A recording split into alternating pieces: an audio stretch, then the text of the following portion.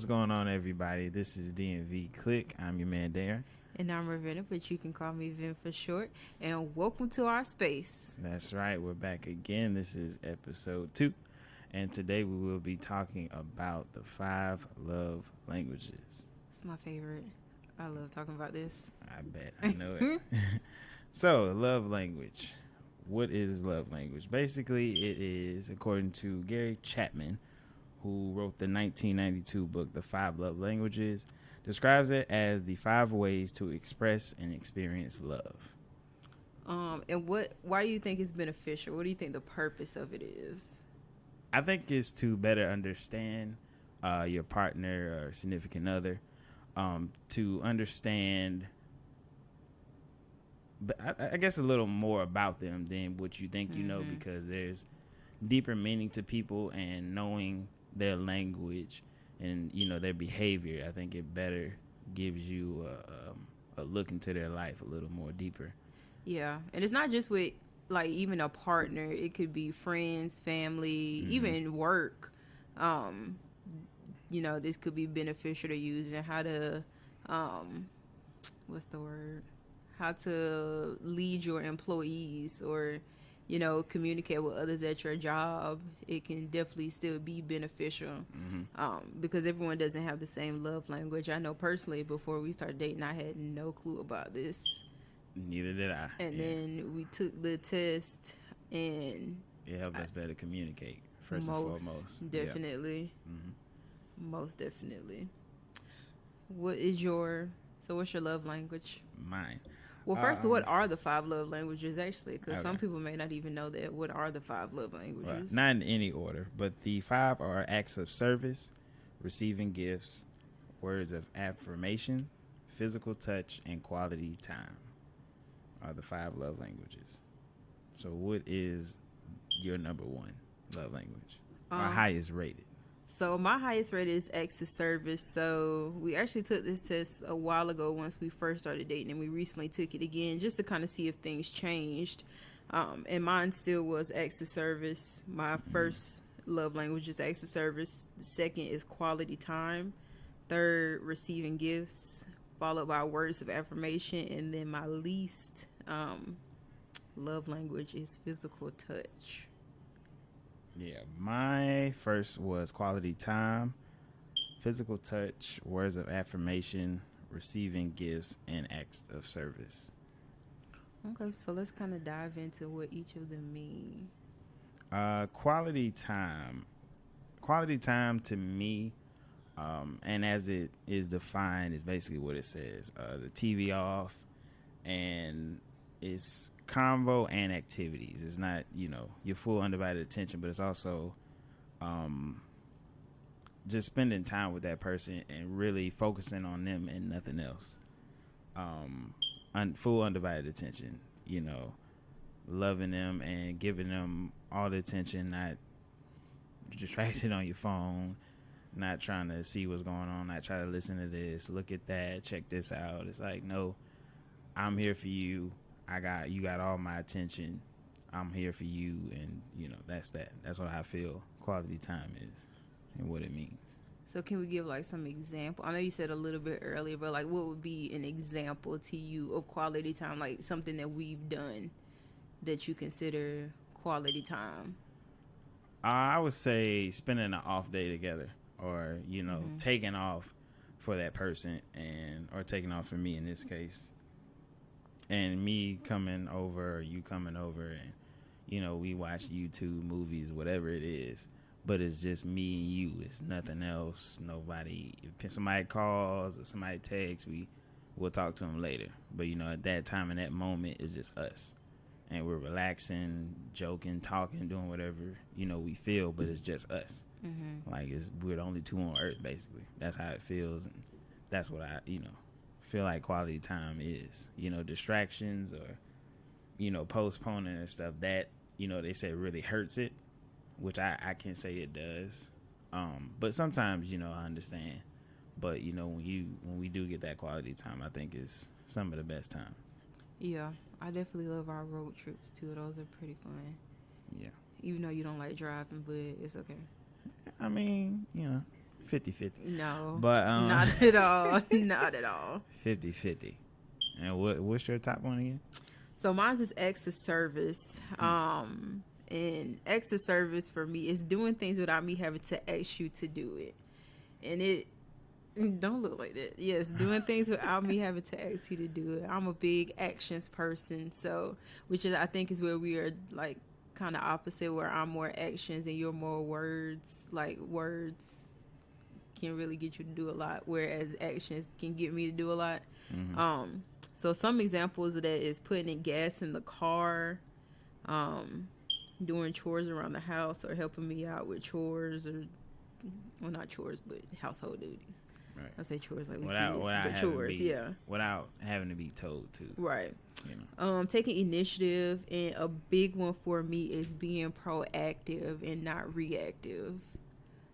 So I really love when people just do stuff without me having to ask for it, or can see like, oh, she's struggling, let me help her. Like I just find so much joy in that when people actually see your struggle and are active towards or proactive towards helping you out, because I'm definitely that type of person where if I see somebody struggling, or if I see like, I don't know, somebody having a hard time, then I'm going to jump in to help them. So to me, that's me showing love by me basically reaching out to help others do things. So yeah, acts of service, that's a big one for me. Yeah, that was last on mine, but I've definitely, during these years we've been dating, I've definitely learned that acts of service is big on your part. Even before taking this test, and now taking it, I understand that. Like it's not necessarily like, hey, look, I'm doing this. You see this? Like, okay, you see me now? Like, you happy? Like, no, it's actually just doing it. Not even, like secondhand nature. Like, don't even think about it. You just do it. And, it's the little things that, go a long way, and the little things that counts. The second, what was your second one? Receiving gifts. No, my second one was quality time. So we kind of hand in hand with that one. Okay. But we went over quality time already. Yeah. So my third is receiving gifts. Okay. And I feel like when people think about receiving gifts, sometimes they automatically relate it to being like materialistic, but it's definitely not. I definitely wouldn't say that it's being materialistic. It has completely separate meanings. But receiving gifts is basically that visual representation of love. It doesn't have to be an expensive gift. So, you ain't got to go out and buy no Gucci purse or, some Louboutins or something like that. It could be like, here's a candy bar that you like or something like that. Like, it literally does not have to be an expensive gift. It can even be made up, honestly, because those are great gifts, too. Writing a letter is a form of receiving a gift. So correct. Things like that costs nothing. Right, exactly. It just costs your mind, your brain. That's it, literally. Yep. It does not cost anything. So some examples of that are flowers, cards, candy, something you may have said that you wanted, and things of that nature. Now, don't get me wrong, expensive gifts are nice. I definitely won't downplay that. I feel everyone deserves them time to time. Yeah. Special occasions, obviously, you can give those definitely expensive gifts, but it doesn't have to be like, every day you in the, Nike store buying me new shoes, or every release of the Jordans, you out there buying them, spending your last on it, trying to buy it from me.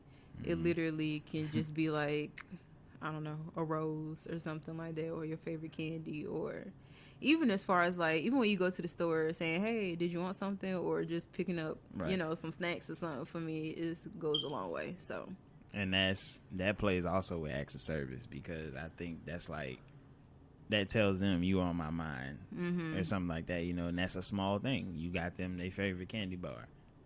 It's an act of service, and it's something that, it might sound childish, might sound funny, but they'll actually remember that. Right. Something that they remember you did, and let them know, okay, he's, or he or she is, thinking about me. And my second one was physical touch. Now, just off the name of it, it doesn't mean you have to be so touchy. It can be a hug, it can be a pat, right? Like, holding hands, and locking arms, whatever. It doesn't have to be so touchy feely. It's something to me that I wouldn't say it's like reassurance, but I feel like physical touch is just sort of like quality time, knowing that you're there. You know, knowing that you right there with me. Yeah, and your presence, and that you know you're with me, and you know you're not alone. Like, we're in this together, and all that stuff can show excitement. And with that though, physical appearance or your presence and accessibility to that person is big for them when it comes to physical touch. And I just, I'm not big on it. Like, sometimes I know when we, out in public, I like to hold hands sometime, or I like to, have my arm around you. And, it's not every single time, right? Because I know I wouldn't want you to do that to me. But, sometimes it's just reassuring. It feels good. And I like to do it sometimes. I'm not ashamed. I'm not embarrassed or shy to do it in front of people, But like I said, it's not that much touchy. It's not, you got to be all hands on 24/7. So that's what I feel physical touch is. Yeah, so it's not always intimate, Mm-hmm. or sexual. Right. Literally a hug, a handshake, a high five, even a high five. Yep, holding is hands. An example. Yep. So, and then the last one, words of affirmation. So this was my second to last one. Mm-hmm. My third. So what's the words of affirmation? Simply hearing "I love you." That's one that I think is the most common, most simple one. Kind, encouraging, and positive words are truly life-giving for these kind of people, or people who score high on this. So I don't know if it's necessarily text, but I think that will work as well. But I think just saying those words and meaning it is all that matters. Mm-hmm. It will truly get a person's day going, whether they're going to work or just going out to work out or going to the store, just letting them know, meaning what you say, and say it, with meaning. And that's really what I feel words of affirmation is. And, just assuring that person. Yeah, things like I appreciate you, or mm-hmm. you did a good job. Right. You're beautiful, you're handsome. Things like that. Even thank you. I really appreciate it. Like, yeah. It's a lot of, different things I feel will work. Just showing that person that you are thankful, you love them, and you care for them, and, you truly appreciate it. And it, for them, people who are big on words of affirmation, it goes a long way. It goes a long way with saying I love you, which is probably, the easiest for most to say. But that goes a long way for, that kind of person. Yeah. So it seems like with the love languages, it's kind of like we're complete opposites. Mm-hmm. Whereas I'm acts of service. My first one is acts of service. And acts of service is like your third or fourth one. That last, yeah. Oh, well, okay. Well, excuse me then. And then, yours is quality time, and mine is not quality time. Right. So how do you think we've had to compromise in those? Because I know, like, before when we were first dating, I definitely am not a touchy-feely person. I think I've become that more as we have, like, dated longer. Right. I definitely feel I've come more. But, in the past, I just used to, I didn't want to hold hands or anything like that. Yeah. And it's not because I was embarrassed or anything. It's just, like, I'm definitely not a touchy person at all. Like, I enjoy having my space. And, like, I wouldn't call myself a loner, but I'm good with being by myself. Like, if I'm by myself, I can be completely content. Issue. It ain't no problem. Right. Whereas some people have to always be, like around people or in a space with others. I thrive on literally being by myself. So I think, how do you think we've had to compromise with each other where that is concerned? First and foremost, I think understanding that, and then explaining that to each other.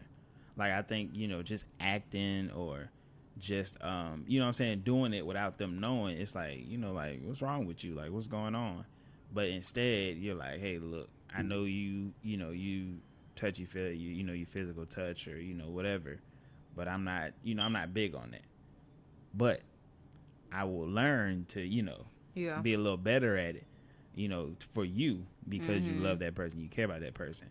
But, and it's, vice versa. Hey, I know, you've been on acts of service, so I'm gonna work on doing more to show you.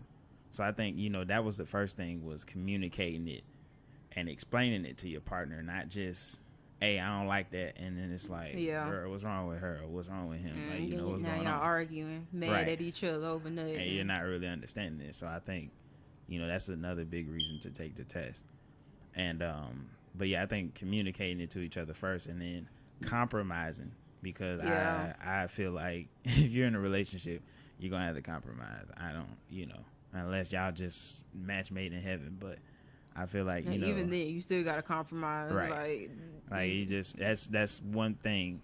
If communicating is probably the biggest thing I've said, in our relationship, but I think compromising is another big one.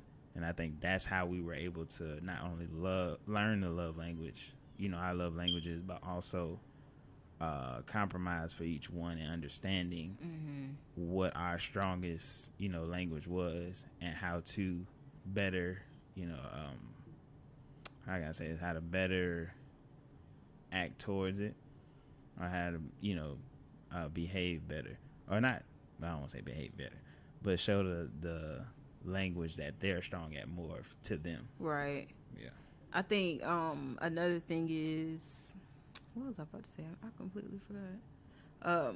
Consistency as well, like being consistent with it, because you take the test, and then you're like, oh, that's your love language, and then you do it one day, and the next day you're like, oh, okay, well, I'm back to showing you acts of service, back to doing my own thing. So I think being consistent with it, and really just standing your ground, honestly, because I know a lot of times we had those conversations like, I need this, I need you to show me this, or a lot of conversations we had were like you saying, I like to hold hands, or I like to do this. And I think as it became more consistent, it became more of a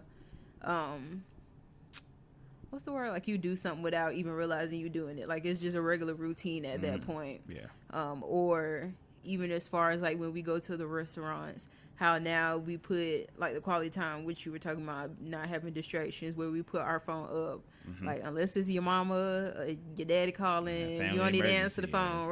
That's it. You don't need to answer the phone at all. Ain't no looking on Twitter, no Facebook, no Instagram, no notifications. Right. No posting nothing on Snapchat. Like we literally are in tune with each other at this point in time. But it took us a while to get there, and I'm not even gonna lie. It took us some time to get to that point. Like it wasn't just we took our love language test, now we're perfect. No, it was like, that's a whole other lesson that we gotta learn. Look, to relearn, it's like having to learn. So after you've done something, after something has become a habit, then you have to unlearn it and learn something new.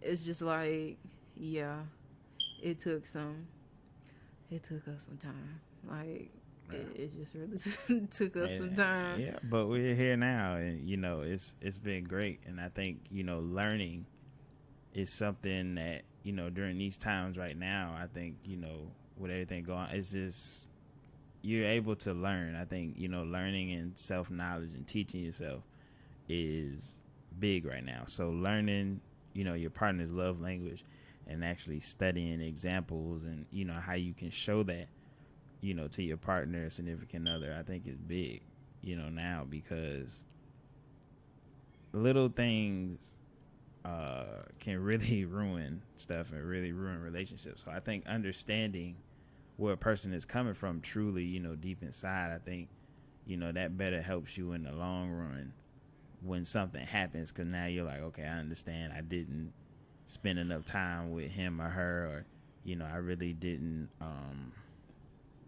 I embarrassed him or her by not holding their hand or something out in public. So I think that is big now. So I think really, if you take this test, which I hope you do, and I encourage everyone to, when you learn that language, or when you learn your partner's love language, they don't understand it, explain it to them. If they don't understand yours, explain it to them. And I think, once you communicate and then compromise, to work towards, each other's strengths, then I feel that you will be, if you're already, great, or you're already good, you'll be great, and if you're not good, you'll be better. That was well said. Look at you. Trying to be a scholar. Okay. So, on the flip side, though, because I was just thinking about this as we were going, as a maybe friendship relationship, or even like an employer relationship, how do you think that, let's use employers for an example, because we talked a lot about like relationships, and that can be, even friends, right, situationships, and all of that stuff right now. But like, as far as going like an employer, or even like, let's start with employer first. How do you think that they can show the quote unquote love languages, and it doesn't have to be, obviously expressed as the love language, but let me see. I say quality time. Really? Yeah, but I mean, it's different ways that I feel you can do that. Like, if you're able to eat lunch with them, it's 30 minutes, whatever. Sit with them and talk with them for 30 minutes. That's quality time. You're not going to be with that person all day, because obviously you work with them. But I think that's, example I would use is, eat lunch with them, ask them about, life, about, how their family doing, and, things of that nature. I think that is how that could play into employer role without it being, a relationship. All right. And then as far as like acts of service, maybe helping your employees out. Right. Or just doing something for them that maybe they're wrapped up in something else. Right. And you take care of it for them. Answer the phone for them or something like that. Right. Or, yeah. All right. So how would receiving gifts work to you? I mean, I feel like, so let me see. In the past, I've had employers who... Besides a potluck, because I think that's probably one. Well, a raise is always good. But for those who can't afford to give out raises, even something as simple as you bought your employees their favorite candy, or something, like just a random day, you bought your favorite employees their favorite candy, or you bought some donuts to the job, or something like that. Or something like that, yeah. And then words of affirmation, stuff like, hey, you're doing a great job. I can definitely say, especially at the previous job I've had, which I won't say the name of it, words of affirmation could have definitely went a long way with me doing more work, which I'm a great employee, like top notch. I'm dope. But yeah, I think that I appreciate you, or, we really appreciate everything you do. I think, that's a step, but actually explaining what they do, coming in early, making sure this is clean, making sure that is right, making sure the customer is satisfied, like really pointing out what they do and how important it is, and how that little, good morning, good afternoon, how you doing makes that customer, how it makes their day. Right. And that just flipped their whole day up, upside down, and made it better. Yeah, I definitely think, just going back, I think if I would have done, I feel like even if you hate your job, like it could be the worst job. You could be scooping cow manure, but if somebody tells you that, hey, you really scooping that cow manure, great. Like those, I really appreciate you. You're really doing a good job. I feel like it's just like a badge of honor, like I'm really doing a good job. Yeah, like somebody noticed it. Right. They're understanding what you're doing, and they're not just, they're not taking it for granted. They're not, just saying, yeah, that's what you're supposed to do. Like they're actually, they're actually appreciating it and pointing out what you do, and letting you know that they're truly grateful for you. And they might not say it, but sometimes it's like, we really need you, because you're really doing a great job. And without you, man, this, it wouldn't be done this good. Honestly, I feel like people would stay at their job longer if they had, like, if Absolutely. Types of things like this were appreciation. Yeah, if all five were shown, yeah. But then you also got to learn your employees' love language, and that's not to say like, oh, let's go take the test to learn each other. But I feel like also through trial and error, if you say, oh, you did a good job, then, sometimes you may see an increase in work. Or if you say, hey, or if you bring, I don't know, some gifts, you may see some donuts or something like that. You may see an increase in work. So it also kind of goes on a trial by trial basis. Yeah. Yeah, not necessarily saying that, all y'all on the first day of the job got to take the love language test, Yeah. but but I think, asking them probably what helps you work best, or, or how do can I you help? feel appreciated? How do Right. you, I think asking that, to your employees or employers, I think that will, without everyone, all right, guys, everyone got to take this test, where we like, you can ask them that. And I feel like most of them will be honest with you, because to them it seems okay. Well, they care about how I feel, so let me really tell them what will help me work best. Exactly. And then the last one, physical touch. Now this one can get a little iffy because because HR and sexual harassment is real, big. But It's very big. So I think maybe like a high five or something. Yeah, like high that. five, Yeah. pat on the back at the least. Pat on the back or something like that. But don't just go, hugging people, because everybody don't take that the right way. Not at all. Even if you don't mean it, like in a bad way. Some people might, the friendliest people, and they're like, I don't do all that. Just dap me up or something. He hugged me. Yeah. No. He rubbed my back when he hugged me or something, and it'll get blown up bigger than what it is. So this one, I would definitely say proceed with caution on this one. But, a high five here and there, or a thumbs up or something like that. I don't know. Yeah, that will definitely, brighten someone's day, because they're like, okay, they notice me. They see, how hard I'm working. So I think, but yeah, that as far as, a handshake, a dab, a pound or whatever, I think that's as far as you need to go with physical touch in a workplace. I think that would be, the best thing to do. Now, as far as friendship, I guess you can probably explain that a little more, how that will work with a friend or friendships.